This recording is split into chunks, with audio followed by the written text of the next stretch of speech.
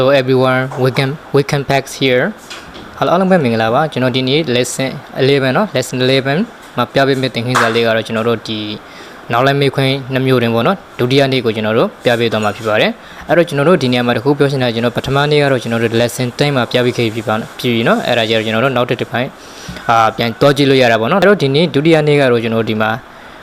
the story of two kites or type question ဒါဒုတိယနေ့နဲ့ပြပေးမှာဖြစ်ပါတယ်အဲ့တော့ကျွန်တော်တို့အားလုံး7 design နဲ့လေ့လာရအောင်အဲ့တော့ဒီမှာကြတော့ကျွန်တော်တို့ဒီမှာခေါင်းစဉ်ကြတော့ကျွန်တော်တို့ the story of two kites or type question ပေါ့နော်သူရဲ့ translation ကပါလဲဆိုလို့ရှိရင်နောက်လိုက်မေးခွန်း2မျိုးကိုလေ့လာရှင်အဲ့ဒီအချိန်မှာကျွန်တော်တို့ဒီနေ့ဒီ lesson 11မှာလေ့လာမှာတော့ကျွန်တော်တို့ဒီဒုတိယနေ့ပေါ့နော်ဒုတိယနေ့ကိုကျွန်တော်တို့လေ့လာမှာဖြစ်ပါတယ်အဲ့တော့ဒုတိယနေ့ကပါလဲဆိုလို့ရှိရင်ဒီမှာ for symbol နဲ့ပြထားတယ်formula ပေါ့နော် formula for symbol နဲ့ပြထားတယ်ဒီမှာ NS ကနေပြီးတော့ negative sending ကိုပြောတာဖြစ်ပါတယ်AQ ကြတော့ formatted question ဆိုပြီးတော့ကျွန်တော်တို့ဒီမြန်မာလိုကနေပြီးတော့မဟုတ်ဝဲကြအဟောင်းမေးခွန်းဆိုပြီးတော့ကျွန်တော်တို့ဒီမှာဘာသာပြန်ထားတာဖြစ်ပါတယ်ဒါကြတော့ဒီအရှေကောက်တွေကဟိုဒီသူ့ရဲ့အရှေတွေကနေကျွန်တော်တို့ဒီ lesson 10မှာအကုန်လုံးကိုကျွန်တော်ပြပြီးတော့ဖြစ်ပြီเนาะအဲ့မှာပထမနေ့မှာကျွန်တော်ပြပြီးတော့ပြီအဲ့တော့ကျွန်တော်တို့ဒီမှာဒုတိယနေ့မှာကြတော့ကျွန်တော်တို့ဒီ for symbol နဲ့တွားကြည့်မယ် for symbol ဆိုကနေပြီးတော့ဒီမှာကြည့်မယ်ဒီသူ့ရဲ့ question ပေါ့နော်you aren't a user of internet are you aren't a user of internet were you won't be a user of internet were you ဆိုပြီးတော့ကျွန်တော်တို့ဒီမှာဒီ question တစ်ခုဖြစ်သွားတာပေါ့နော်အဲ့တော့ဖြစ်သွားတဲ့အချိန်မှာကျွန်တော်သင်ခဲ့တဲ့သင်ခန်းစာတွေမှာလည်းဘာလုပ်ရမလဲ sentence ဖြစ်ဖြစ် question ဖြစ်ဖြစ်ဒီကကျွန်တော်တို့နေပြီးတော့ဒီ analyze လုပ်ရမှာပေါ့နော်ဒီ sense ရမှာဖြစ်ပါတယ်အဲ့တော့ဒီမှာ sentence လား question လား question ဆိုတော့ကျွန်တော်တို့ဘာလုပ်ရမလဲစစ်မှာပေါ့နော်စစ်မယ်ဆိုလို့ရှိရင်တို့ပထမဆုံးလိုက်ရမှာက feedback ဆိုတော့ဒီမှာကျွန်တော်တို့ဒီမှာ negative အတူကောက် feedback ပေါ့နော်ဒီ PNT ဆိုတာဒီမှာကျွန်တော်ဒီမှာ N or T ကိုနေပြီးတော့အတူကောက်နဲ့ရေးထားတာဖြစ်ပါတယ်ဒါ feedback warranty ရယ် warranty ပေါ့နော် warranty ရယ် won't be ဒါအကုန်လုံးက feedback ဖြစ်ပါတယ်နောက်တစ်ခုကsubject ကတော့ you ပေါ့နော်ဒီနေရာမှာတော့အများ you မဟုတ်ဘူးနောက်ထပ်အနေကျိတ်လို့သုံးလို့ရတယ်နော်ဒီမှာနောက်တစ်ခုက object ဆိုတာကတော့ကျွန်တော်ဒီမှာuser เนาะ user ဆိုကနေပြီးတော့ကျွန်တော် object ဖြစ်ပါတယ် proposition object က of internet ဒါဒီ negative sentence ကန်တာပေါ့เนาะတော့အဲ့တော့ formatted question သွားမယ် formatted question မှာနေပြီးကျွန်တော်တို့ predicate လိုက်ချက်ပါဆိုလို့ရှိရင်ဒီမှာ fee เนาะ are you were you will ပေါ့เนาะဒါ predicate subject က you ပေါ့เนาะပြီးလို့ဒါကနေပြီး sentence လောက် question လား question ပေါ့เนาะ question ဆိုတော့သူ့နာမည်ကရှိတယ် negative sentence ဟာလေ affirmative question negative sentence ဆိုတော့ဒီမှာ negative ဟောနော်မဟုတ်ပါလို့ affirmative sentence ဆိုအဟုတ်ဖြစ်လို့ပေါ့နော်အဲ့ဒါကြောင့်မို့သူရဲ့ question နာမည်က negative sentence affirmative question ဆိုပြီးတော့မဟုတ်ဝဲကျအဟုတ်မေးခွန်းဖြစ်ပါတယ်အဲ့တော့ translation ကတော့ဒီမှာပြောထားတယ်မင်းကဒီမှာ subject နဲ့ကြာစပြန်နော် internet သုံးစွဲသူတယောက်ဒီမှာ object ပေါ့နော် preposition object နဲ့ဒီမှာ translation ပြန်ထားတာဖြစ်ပါတယ်မဖြစ်ဘူးဆိုတာကကျွန်တော်တို့ negative ကိုပြောတာပေါ့နော် present tense နဲ့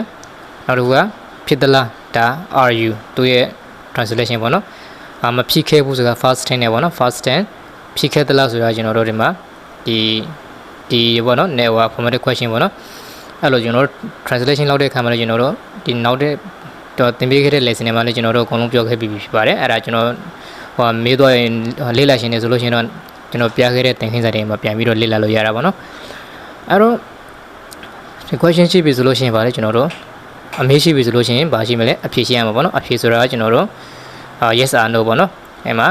yes I am a user of internet yes I was a user of internet yes I will be user of internet ဒါကြတော့ကျွန်တော်တို့နေပြီးတော့ဒီ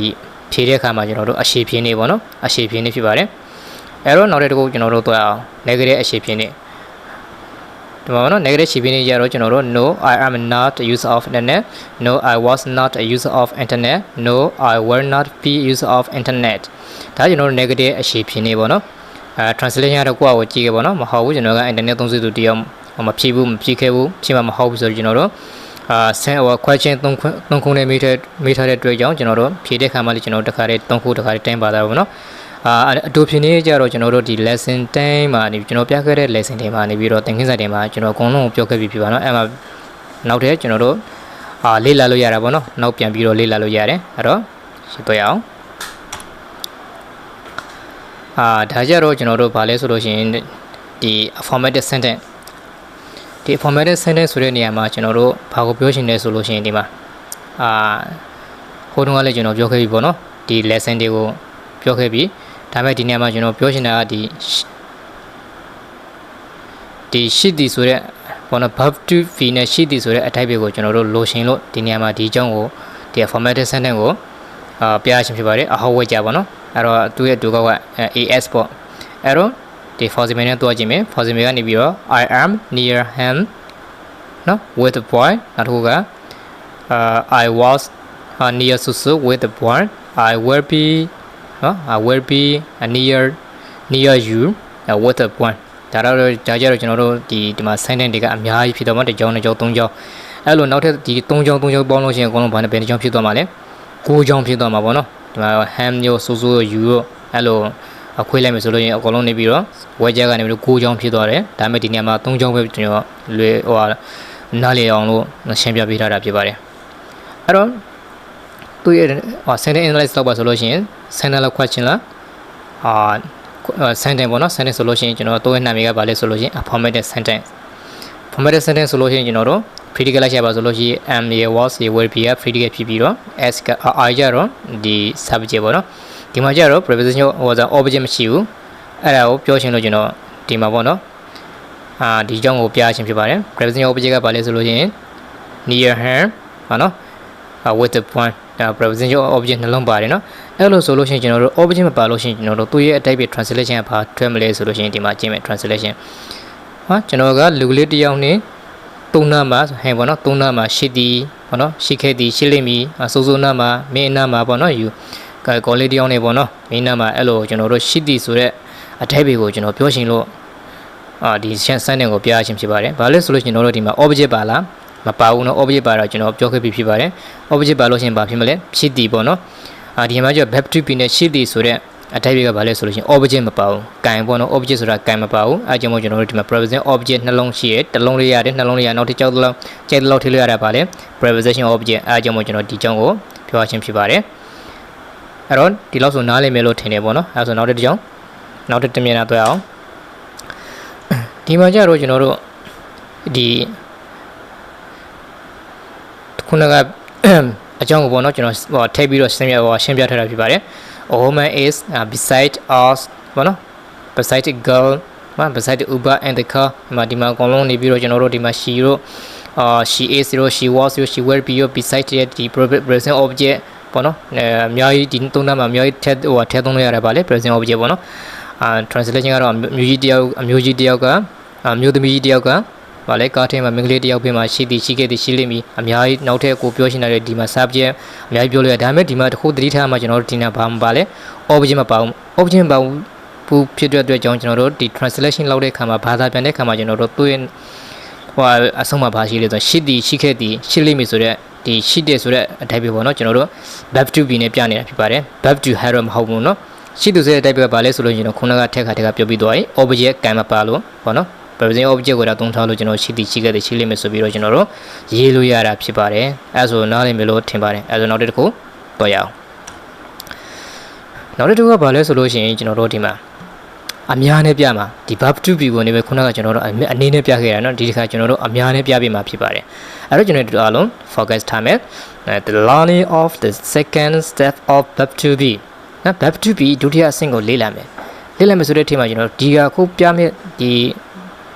စာဟောပေါ့နော်ဒီ sentence ကကြတော့ကျွန်တော်တို့အများနဲ့ပြမှာအနေကခုနကကျွန်တော်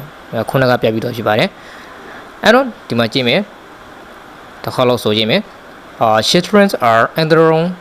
and the house နော်ဒါကြတော့ကျွန်တော်တို့ children where will be အကုန်လုံးသုံးလို့ရတယ်နော်ဒါမှကြတော့အဲ့လိုထိမပြောတော့ဘူးဒီမှာဒီတစ်ခါလေးတိုင်းလေးပြောတာနဲ့အကုန်လုံးကိုသိမယ်ဆိုတာကျွန်တော်တို့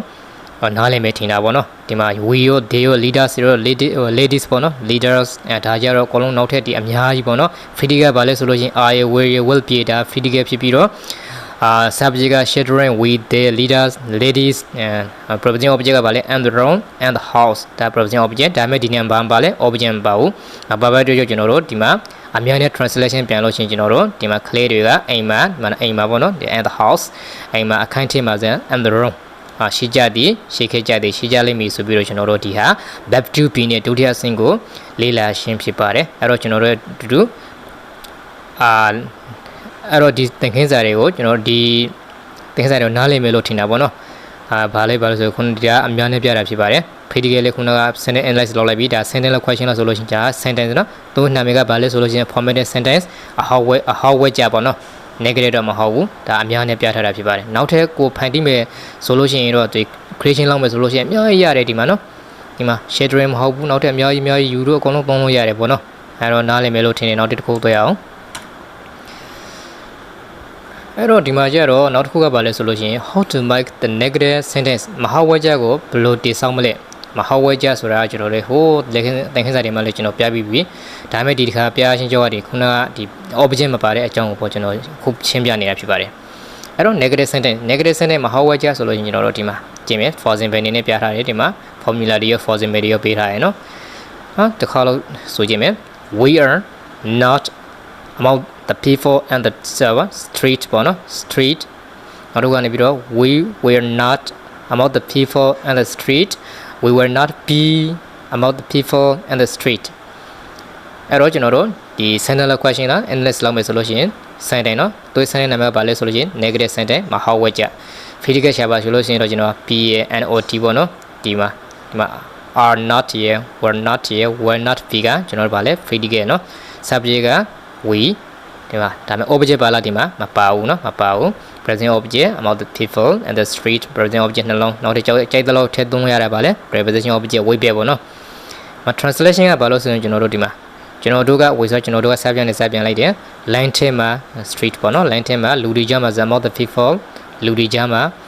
negative ဖြစ်လို့ negative sentence ဖြစ်လို့ကျွန်တော်တို့ဗာလဲမရှိကြဘူးမရှိခဲ့ကြဘူးရှိကြမှာမဟုတ်ဘူးဆိုပြီးတော့ကျွန်တော်တို့ဒီက negative sentence နဲ့သင်ပြပေးလိုက်ခြင်းဖြစ်ပါတယ်အဲဆိုနားလည်မယ်လို့ထင်တာပေါ့နော်အဲဆိုနောက်တစ်ခါထည့်တော့ရအောင်နောက်တစ်ခါကျတော့ကျွန်တော်တို့ဒီကအနေနဲ့ပေါ့နော်အနေနဲ့ဆိုပေမဲ့ဒီနေ့ကဘာလဲဆိုလို့ရှိရင်တက်မြင့်ကိုပြပြမှာဖြစ်ပါတယ် how to make the negative sentence မဟုတ်ဝဲချက်ကိုဘယ်လိုတည်ဆောက်မလဲa key is not on the table at the restaurant ပေါ့နော် restaurant a phone was not on the table at restaurant it will not be on the table at restaurant ဒါ possible နေနဲ့ပြထားတာเนาะဒါမှသူ့ရဲ့အကုန်လုံးကိုပြောလိုက်ပါဆိုလို့ရင်ဟို sentence က negative sentence ကဘယ်နှကြောင်းရှိမလဲဆိုဒီက3ကြောင်းနဲ့ test 3မျိုးနဲ့ပြောလိုက်မယ်ဆိုလို့ရင်3ကြောင်းရဲ့အဖုန်းကိုပြောလိုက်လို့ရှိရင်နောက်ထပ်3ကြောင်းရဲ့6ကြောင်းဖြစ်သွားရင်တော့ age ကိုပြောလိုက်မယ်ဆိုရင် test 3မျိုးနဲ့3ကြောင်းဆိုတော့အကုန်လုံးဘယ်နှကြောင်းဖြစ်မလဲ9ကြောင်းပေါ့နော်ကြိုက်တဲ့လောက်ဖန်တီးပေးလို့ရတယ်ဒါကျွန်တော်ခုပြနေတဲ့ဒီသင်ခန်းစာတွေကကျွန်တော်တို့ကွက်ပြောက်ခိုင်းမှာမဟုတ်ဘူးเนาะအသေးစိတ်တစ်လုံးရှင်းစီနဲ့ကျွန်တော်တို့analyze လုပ်ပြီးတော့ခွဲခြားစစ်ဖြာပြီးတော့သင်ပြနေတာဖြစ်ပါတယ်စက်ဝင်စားရင်တော့လွယ်တာပေါ့နော်စင်တီဆောက်ရတာကျွန်တော်တို့အဲ့တော့ဒီဟာကိုနားလည်မယ်လို့ထင်တာပေါ့နော်အဲ့တော့နောက်တစ်ခါတော့ရအောင်နောက်တစ်ခါကဘာလဲဆိုလို့ရှိရင်ကျွန်တော်တို့ဒီမှာthe questions of the affirmative question ဟာလေအဟောင်းမေးခွန်းကိုဖန်တီးခြင်းအဟောင်းမေးခွန်းဆိုလို့ရှိရင်ကျွန်တော်တို့ဒီမှာကြည့်မယ်တစ်ခါလောက်ကျွန်တော်တို့ခုပြနေရတဲ့ object မှာပါတဲ့ဟာကိုပြနေတာเนาะကျွန်တော်တို့ရှိသည်မရှိဘူးအဲ့ဒါအကြောင်းကိုကျွန်တော်ပြနေတာဖြစ်ပါတယ်အဲ့လိုဟိုဖြစ်မှာဆိုလို့เนาะလေတော့မှာဆိုလို့အခုကတစ်ခုချင်းစီပြန်ပြီးတော့လေ့လာပေါ့နော်အသေးစိတ်လေ့လာမယ်ဆိုလို့ရှိရင်တော့လွယ်ပါတယ်စမ်းတဲ့တစ်ခုဖန်တီးတယ်ဆိုတာ question တစ်ခုဖန်တီးတယ်ဆိုတာကကျွန်တော်တို့ဘာမှလည်းခက်တာမဟုတ်ဘူးပေါ့နော်ကိုကနေပြီးတော့ဒီ interesting focus ဖြစ်ဖို့စိတ်ဝင်စားဖို့လိုတယ်ပေါ့နော်အောင်စူးစိုက်ဖို့လိုတာပေါ့နော်ဟုတ်ပြီအဲဆိုလို့ရှိရင်ကျွန်တော်တို့ဒီမှာquestion တစ်ခုဖန်တီးပေးလိုက်မယ် question ဖန်တီးမယ်ဆိုလို့ရှိရင်ခုပြမှာကျွန်တော် formatted question เนาะ AQ 2ကောင်းနဲ့အဟောင်းမေးခွန်းအဲ့တော့သွားမယ်ဆိုလို့ရှိရင်ကျွန်တော်ဒီမှာကြည့်မယ်တစ်ခါAre you in front of the me by the lake ပေါ့နော်နောက်တစ်ခါ were you in front of the teacher by the lake နောက်တစ်ခါ were you be in front of the teacher ပါလေ by the lake အကုန်လုံးဒိုင်းရောတော့ပေါ့နော် in front of the ဒိုင်းအကုန်ကြိုက်တယ်လို့ဒီနေရာမှာသုံးလို့ရတာပေါ့နော်ဒါ sentence analyze လောက်မယ်ဆိုလို့ရှိရင် sentence question လားquestion ပေါ့နော် question ဆိုလို့ရှိရင်ကျွန်တော်တို့ဘာ question ဆိုလို့ရှိရင်ကျွန်တော်တို့ affirmative question predicate လိုက်ရပါဆိုလို့ရှိရင်ကျွန်တော်တို့ဒီမှာ are you will you ကျန် predicate subject က you will be ပေါ့နော် will be ကကျွန်တော်တို့ predicate present object ကဒီမှာ in front of the me the teacher ပေါ့နော် of me ပေါ့နော် of the teacher of them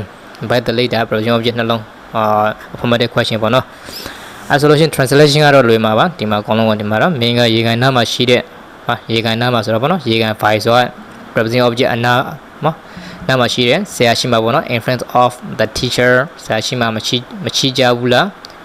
အများနဲ့ဆိုလို့ရှိရင်ရောမရှိကြဘူးလားမရှိခဲ့ကြဘူးလားရှိကြမှာမဟုတ်ဘူးလို့ဆိုတော့ကျွန်တော်တို့ affirmative question နဲ့ပြောတဲ့ပေါ့နော်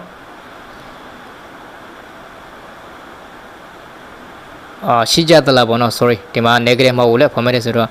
မင်းကရေကန်နာမှာရှိတဲ့ဆရာရှိမှာရှိကြသလားဟုတ်လားရှိခဲ့ကြသလားရှိကြမှာလားဆိုပြီးတော့ကျွန်တော်တို့ဒီမှာ affirmative question နဲ့ပြောလိုက်ရှင်မယ်မေးခွန်းဆိုပြီးလို့ရှိရင်ဘာရှိမလဲအဖြေဆိုလို့ရှိရင်ဒီမှာကြည့်မယ်အဖြေကတော့ဒီမှာလွယ်တာပေါ့နော်အဖြေဆိုတာကတော့ဒီမှာ do of long answer အရှင်းဖြေနဲ့ဒီမှာဒိုဖြေနဲ့အဲ့ကျွန်တော်တို့ဟိုမှာပြခဲ့ပြီးပြီနော်ကျွန်တော်နောက်တစ်ပိုင်းဟိုထည့်လေးလာလို့ရတာပေါ့နော်ဒီမှာကြည့်လို့ရတယ် yes I am yes I was in front of it ဒါလည်းအခုအရှင်းဖြေနဲ့ဒါနဲ့ကြတဲ့ဒါကြတော့အများနဲ့နေပြီးတော့အရှင်းဖြေနဲ့ရှိအပေါ်ကနေအနည်းနဲ့အရှင်းဖြေနဲ့ပေါ့နော်ဒီမှာကောင်းလုံးပေါ့နော်နောက်တစ်ခါတော့မယ်နောက်တစ်ခါကနေပြီးတော့ဒါကြတော့ negative အရှင်းဖြေနဲ့ခုနကနေပြီးတော့yes အရှင်းဖြေနဲ့ပေါ့နော်ဒါ negative အရှင်းဖြေနဲ့ဒီမှာနော် no I am not in front of you by it ဒါလိုသုံးတာပေါ့နော်ဒါကြတော့ကျွန်တော်တို့ကလေးလံမရမထင်ပါတယ်နောက်တစ်ခါတော့မယ်ဒါကြတော့အတူဖြေနဲ့ဆိုတော့ကျွန်တော်တို့ဒီစကားပြောတဲ့အခါမှာအဲ့လောက်ထိမသုံးဘူးနော်yes so yes no so no အဲ့လောက်ပဲပြောတယ်နော် yes I am yes I was yes I were we are we were we will no I am not no I was not no I were not ဆိုတော့အဲ့လိုကျွန်တော်တို့ဒီမှာအနေနဲ့မြောက်ကိုကျွန်တော်တို့ negative အတူဖြစ်နေပေါ့နော် the way of short answer ဆိုပြီးတော့ကျွန်တော်တို့ဒီမှာပြရှင်းပြပါတယ်အဲ့တော့နောက်တစ်ခုတော့ကြအောင်နောက်တစ်ခုကဘာလဲဆိုလို့ရှိရင်ကျွန်တော်တို့the consideration of the negative question မဟုတ်မေးခွန်းကိုတိဆောက်ရှင်းပေါ့နော်မဟုတ်မေးခွန်းဆိုတာကျွန်တော်တို့ခုနကတော့အဟောင်းမေးခွန်းတော့ကိုကဒီဟာကြတော့ negative question မဟုတ်မေးခွန်း NQ ပေါ့နော်မဟုတ်မေးခွန်းမဟုတ်မေးခွန်းဆိုတာကျွန်တော်ဒီမှာကြည့်မယ် is a girl not during 1 o'clock at work နော်နောက်တစ်ခုက was she not during 1 o'clock at work were a lady not be during 1 o'clock at work ဒါကြတော့ကျွန်တော်တို့ဒီမှာ negative ဖြေပြောနေနှစ်မျိုးပေါ့နော် negative question ဒီမှာအတူမေးတာဒါအရှင်းမေးတာပေါ့နော် negative ဒါကြတော့ negative အရှင်းနဲ့မေးတာဒါ negative 2နဲ့မေးတာအဲ့တော့နားလည်မထင်နဲ့နော်တခြားလေ့လာရင်တော့ကျွန်တော်နားလည်ရတာလွယ်တယ်ဒါကျွန်တော်တို့ column ပြပြီးတော့ရင်နော်နောက်မှာ column ပြပြီးတာပြီဒါနောက်တစ်ခေါက်တည်းကျွန်တော်တို့ဒီမှာ object မပါတဲ့ဟာကိုကျွန်တော်တို့ထည့်ပြီးတော့ပြနေရခြင်းဖြစ်ပါတယ်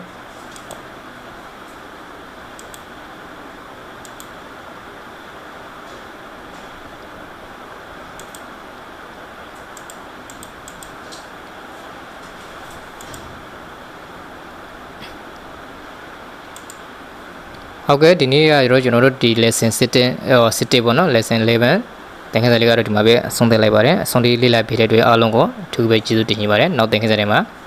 ထည့်တွေ့ရအောင်